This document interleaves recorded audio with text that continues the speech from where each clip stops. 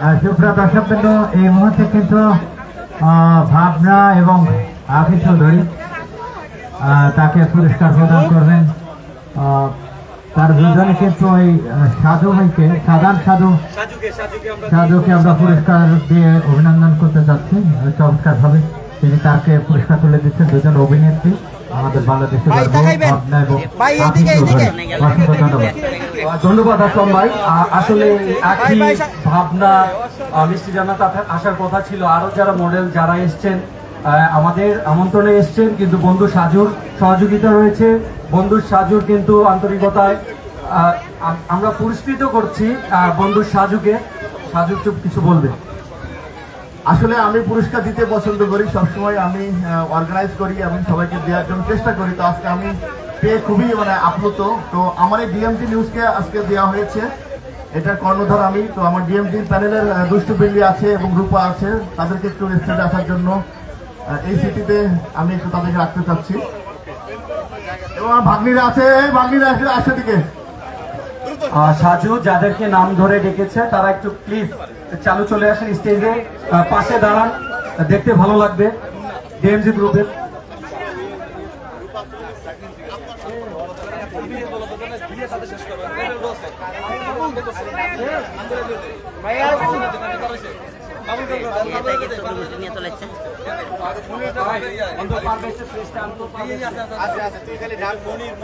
পরবর্তীতে আবু নাইম সোহাগ,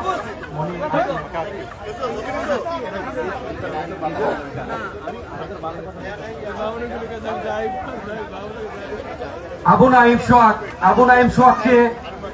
নাইম সোহাগ চায়না আছেন, চায়না থেকে তার দলকে অভিনন্দন জানিয়েছেন। তার প্রেসটি তার রিপ্রেজেন্টেটিভ হিসেবে নিবেন তারই দলীয় ক্যাপ্টেন বাবুল খান। করতালির মাধ্যমে আমি আবু নাইমের পুরস্কারটি দেওয়ার অনুরোধ করছি। পরবর্তী আমাদের স্পন্সর RM স্পোর্টসের পারভেজ হাসানকে তৈরি থাকতে প্রস্তুত জানাচ্ছি।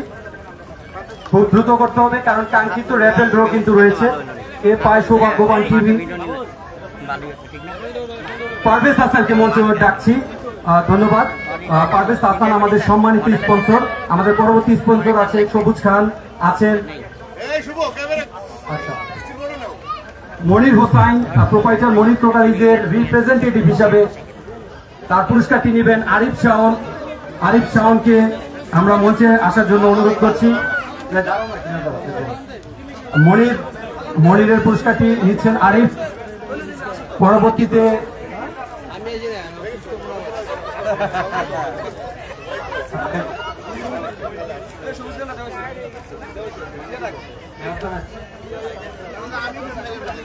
আম্পায়ারদেরকে সম্মানিত করার জন্য প্লিজ আম্পায়াররা চলে আসেন স্টেজে।